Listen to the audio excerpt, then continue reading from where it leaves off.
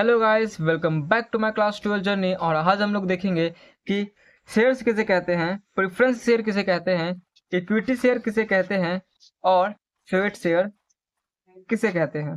तो चलिए शुरू करते हैं शुरू से। तो shares, the total capital of the company is dividend into a small fraction or small unit. Every fraction unit is called share. यानी कि कैपिटल को जितने भागों में तोड़ा गया हो, स्मॉल फ्रैक्शन जितने भागों में टूटा गया हो और एवरी फ्रैक्शन जितने से डिवाइड किया गया हो, सब उसे शेयर्स कहेंगे। जैसे कि तुम मानो अगर कैपिटल 1 करोड़ है और उसे हम 100 से डिवाइड करते हैं तो 10 लाख बनता है शेयर्स। और अगर उसी को हम बोले कि 10 lakh share unit as per section as per each 100 rupees, यानी कि 100 रुपये में तुम्हें एक शेयर मिलेगा। और अगर हम 100 रुपये और 1 लाख को डिवाइड करें, अगर हम 100 रुपये और 1 लाख रुपए को गुना करें तो हमें 1 करोड़ मिल जाएगा और वैसे ही कैपिटल कहेंगे। And the entire capital of the company are called share. ये कंपनी के अंदर की बातें होती है। Every share of a company has dividend number which make it easy to count, identify them। यानी कि ये जो शेयर है इसे अगर हम लागू करते हैं तो हमें खोजने में कोई दिक्कत नहीं होती है, क्योंकि ये हर सेक्शन का अलग अलग होता है। जैसे कि अगर हम एक शेयर खरीदते हैं तो 100 रुपये मिलता है, और अगर किसी के पास 10,000 शेयर है तो हम 10,000 शेयर को 100 से सीधा गुना कर देंगे, ताकि उसका हमें कैपिटल पता चल जाए कि वो कितना कैपिटल यूज किया है और कितना कैपिटल हमें इन्वेस्ट किया है। According to Company Act 2013, as per provision, share means a part of share capital of a company and which included in the term of investor or stocker। यानी कि जो इन्वेस्टर होता है, स्टॉक्स होते हैं, कंपनी एक्ट 2013 के तहत ये बोला गया है कि अगर कोई कंपनी या फिर अगर कोई इन्वेस्टर कंपनी में इन्वेस्ट किया गया हो, कितने भी रुपए से किया हो, उसे हम कंपनी का ओनर मानेंगे। ये दो प्रकार के होते हैं। They are 2 types of share.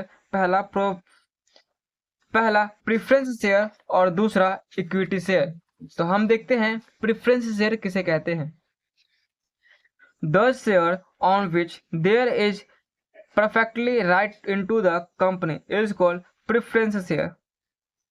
यानी कि ऐसा शेयर जिसका पास एक गारंटी हो कि अगर वो कंपनी डूब जाए तो उसका कैपिटल या फिर पैसा लौटा दिया जाएगा, ना कि इक्विटी शेयर की तरह उसे रोक दिया जाता है।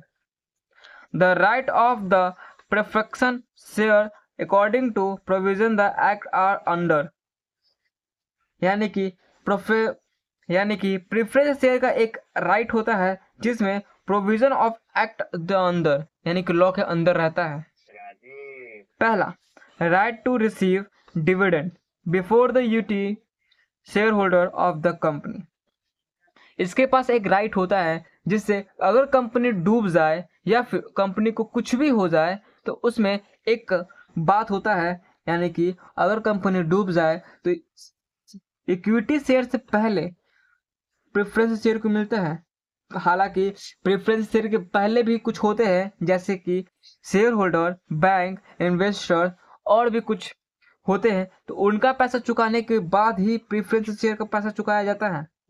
दूसरा है right to get capital back before the quality और ordinary share holder in the case of liquidation of the company. यानी कि अगर कंपनी डूब जाए या फिर कुछ भी कर जाए तो कंपनी का राइट होता है कि उसका कैपिटल और इक्विटी ऑर्डिनरी शेयर होल्डर के पास ही रहे और इससे उसका गैप बना रहे। फिर देखा right to receive dividend at fix rate.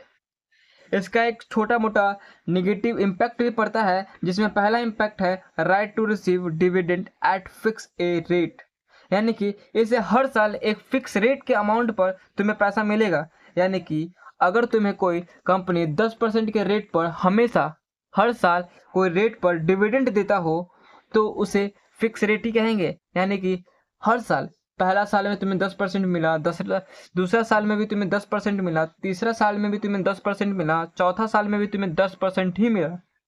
इसमें तुम्हें एक राइट फिक्स होता है, जिससे ना तुम्हें पैसा डूबने की चिंता होती है और ना बढ़ने की।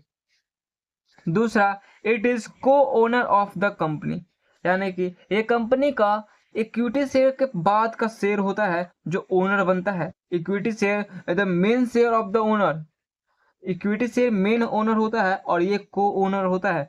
जब इक्विटी शेयर नहीं होगा तभी को ओनर का बात चलेगा। तीसरा, the holder of the professor share does not have the right to vote in the company meeting, यानी कि प्रेफरेंस शेयर होल्डर का एक निगेटिव और होता है। ये जब भी शेयर होल्डर अगर किसी मीटिंग में जाए, कंपनी मीटिंग में जाए, तो वो जाकर बस सुन सकता है, उसके पास कोई लीगल राइट नहीं होता है कि उसमें वोट करे, उसका डिसीजन बदले या फिर अपना ओपिनियन रखे।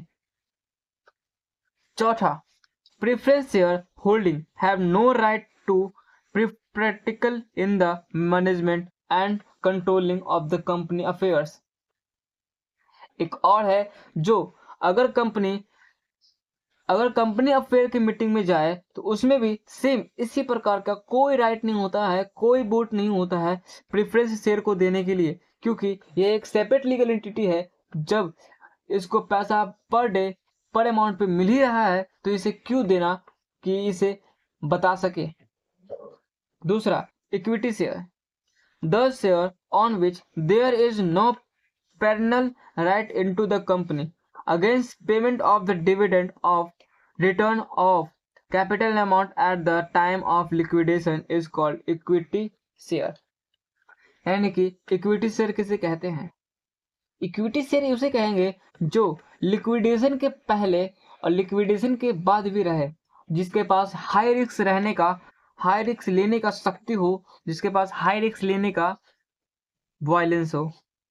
मतलब समझो, तुम अगर तुम्हारे पास हाई रिस्किंग पावर है तो तुम कितना भी पैसा लगा सकते हो, अगर कंपनी भी डूबी तो तुम्हें प्रॉफिट नहीं होगी, और अगर कंपनी प्रॉफिट में गई तो तुम्हें 1000 गुना प्रॉफिट कंपनी की ओर से मिल सकती है।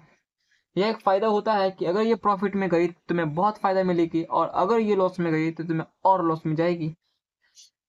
इसके पॉइंट देखते हैं। तो फर्स्ट पॉइंट है the following right of equity share holder, यानी कि इसके पास राइट होता है शेयर होल्डर बनने का। दूसरा, the dividend on this share is given after the payment of preference share holder.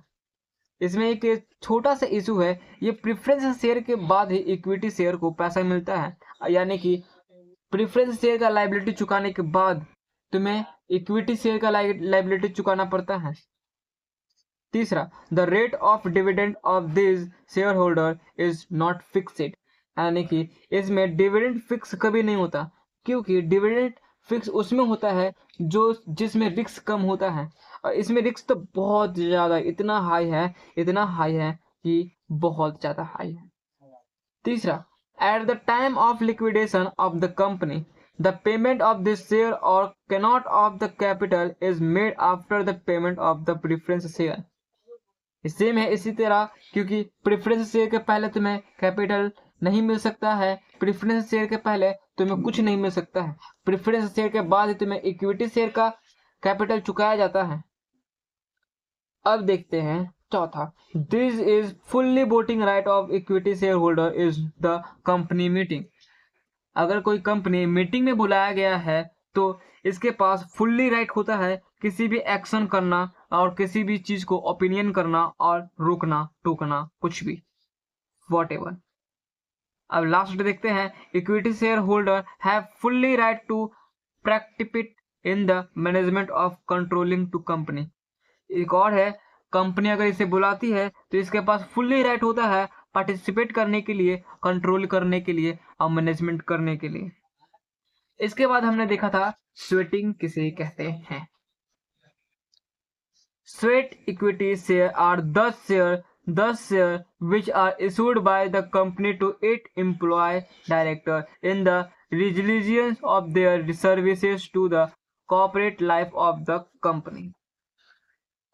Sweat share किसे कहते हैं? स्वेट शेयर उसे कहते हैं, तुम इसे समझ सकते हो, स्वेट यानी कि पसीना, यानी कि जो ज्यादा काम करता है उसको स्वेट शेयर मिलता है। जैसे कि डायरेक्टर ज़्यादा काम करता है, एम्प्लॉय ज़्यादा काम करता है। डायरेक्टर के पास मैनेजमेंट का बहुत ज़्यादा काम होता है और एम्प्लॉय के पास वर्क का ज़्यादा काम होता है। एम्प्लॉय अगर ज़्यादा अच्छा और इफिशियंसी से काम करे, यानी कि तुम समझो, अगर कोई एम्प्लॉय है, नया नया प्रेफरेंस यानी कि नया नया ज्वाइनिंग हुआ है, उसके पास 6 महीने में बहुत ही अच्छा ग्रोथ दिखाया बिजनेस को, और बहुत ही अच्छा, यानी कि जितना उसे गोल दिया गया था उससे कहीं ज़्यादा इसने बनाया, अचीव किया, तो उसे एक की ऑफ मैनेजमेंट, की ऑफ मैन के रूप से जाना जाता है, जिसके बिना कंपनी एग्जिस्ट ही नहीं कर सकती है। ऐसा माना जाता है कि इसके बिना कंपनी चल ही नहीं सकती। ये कॉम्पिटिटर को भी ध्यान में रहता है और डायरेक्टर को भी, क्योंकि एम्प्लॉय एक ऐसा चीज है जो कंपनी को बिगाड़ भी सकता है और कंपनी को संभाल भी सकता है।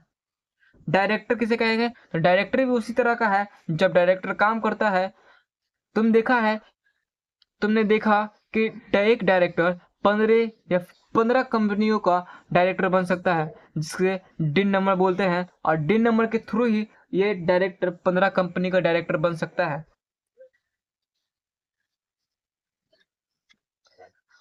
जब एक डायरेक्टर किसी स्पेसिफिक कंपनी को ज़्यादा ध्यान दे, यानी कि अगर मानो हमें पास 5 कंपनी है और हम इस कंपनी को ज़्यादा ध्यान दे, इस कंपनी को छोड़ दे, यानी कि बहुत कम ध्यान दे, तो ये जो कंपनी है इसमें जो ओनर बैठते हैं वो हमें देखेंगे और ईच करेंगे, क्योंकि ये हमें बहुत ज़्यादा टाइम दे रहा है, और डायरेक्टर को लगता होगा कि अगर ये कंपनी से बाहर निकल जाए तो हमारी कंपनी के रिपुटेशन में बहुत ही गिरावट आ सकती है। इसके लिए ये स्वेट शेयर इसको देता है, क्योंकि अगर हम इसे स्वेट शेयर दिए तो ये एक होल्डिंग का काम आएगा, एक इमोशनल इम्पैक्ट करने का काम आएगा। जैसे कि कंपनी अगर जाने वाली हो तो उसे इमोशनल टच देता है, जिससे ये रुक जाता है।